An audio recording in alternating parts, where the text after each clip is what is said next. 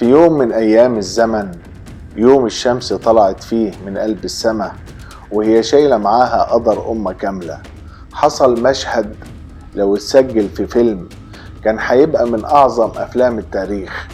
المشهد ده كان يوم 4 يوليو سنة 1187 بعد المعركة المشهورة حطين، المعركة اللي الأرض نفسها اتشقت فيها، الدخان مالي الهواء والصراخ مسافر في كل مكان والسيوف بتلمع من الدم. الصليبيين وقعوا وقعة ما يقوموش منها تاني، وجيشهم كله اتكسر، واللي فضل منهم حوالي 16,000 أسير مرعوبين واقفين ساكتين مستنيين النهاية. الجنود المسلمين مستنيين أمر واحد: اضربوا. الانتقام كان شكله منطقي بعد اللي اتعمل في القدس، بعد المجازر، بعد دم 70,000 مسلم اترمى في الشوارع. لكن اللي حصل ما كانش انتقام، كان معجزة أخلاقية، والسبب راجل واحد. الليل كان نازل والأرض ساكتة والجثث لسه دافية، والريح بتمر بين الخيام بتجر صوت الماضي معاها. وفجأة راجل بسيط ماشي بعصايته الخشب ووشه باين عليه الهدوء ماشي وسط المعسكر، ومفيش حد وقفه وكأنه معروف أو مرسول. الجنود كانوا بيتسألوا مين ده داخل كده ليه، والراجل مكمل لحد ما وقف قدام خيمة القائد اللي كان مش عادي، القائد اللي كان شايل هم أمة كاملة، قائد اسمه صلاح الدين يوسف بن أيوب. صلاح الدين كان قاعد لوحده ايده على راسه، والنور الخفيف من النار بيبان على وش واحد انتصر بس قلبه لسه في حاجة.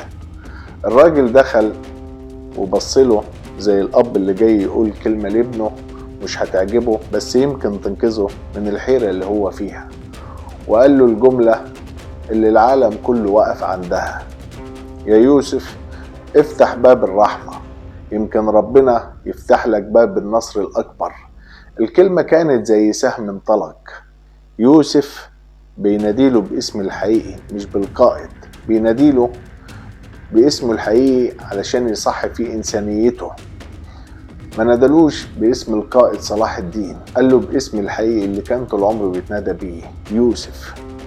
الكلمة اللي ترجعك لإنسانيتك، الاسم اللي رجعه لإنسانيته قبل ما ترجعه لقوته كقائد.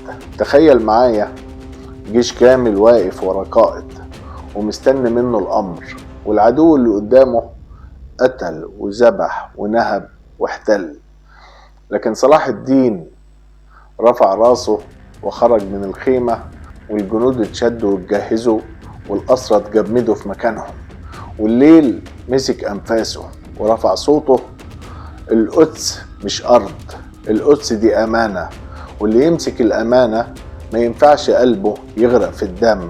وبالكلمة ديت وبس قلب التاريخ. صلاح الدين عفى عن آلاف الأسرى اللي كانوا شايفين السيوف جاية عليهم، فجأة اتقلبت حياتهم. 16,000 أسير كان مكتوب لهم الموت خرجوا من المعسكر عايشين. الخبر انتشر في أوروبا واتجننوا لما سمعوا حكاية زي كده. ازاي قائد مسلم بيجمع جيشه ويهزم عدوه هزيمة ساحقة وما ينتقمش من الأسرى ويرجعهم عايشين؟ لكن ده كان قرار، مش قرار عسكري، ده كان قرار إنساني من يوسف. كان فاهم حاجة ما يفهمهاش إلا العاقل في الزمان ده: انت مش ضعيف لما ترحم، انت قوي بمقدار قوة تحكمك في غضبك. بعد ما عفى عنهم صلاح الدين اتغيرت النفوس، الجيش بقى ماشي وهو حاسس ان ربنا معاه.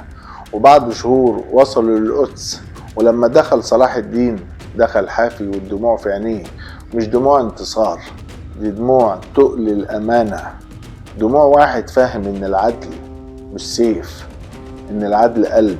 القدس اتفتحت من غير ما طفل يتخض، من غير ما ست تخاف، من غير نقطة دم واحدة. من غير ما حد يقول اليوم يوم الصقر. وده كان سبب ان المؤرخين في اوروبا كتبوا: العالم لم يعرف قائد رحم العدو كالقائد صلاح الدين. القصة ديت مش قصة قائد، دي قصة انسان قدر ينتصر على نفسه قبل ما ينتصر على عدوه. قصة بتقولك مش كل اللي يقدر على حاجة لازم يعملها، مش كل اللي يستاهل العقاب لازم يتعاقب، ومش كل دم يرضي ربنا. القوة مش في ايديك، القوة في قلبك اللي يرحم لما يكون قادر. ده اقوى قائد في الدنيا. وراجل واحد بجملة واحدة علم الدنيا كلها ان الرحمة ممكن تغير مصير أمة كاملة. مش عايز اطول عليكم، كان معاكم عبد السلام محمد من قناة شوية عقل، وسلام مؤقت في الحلقة الجاية.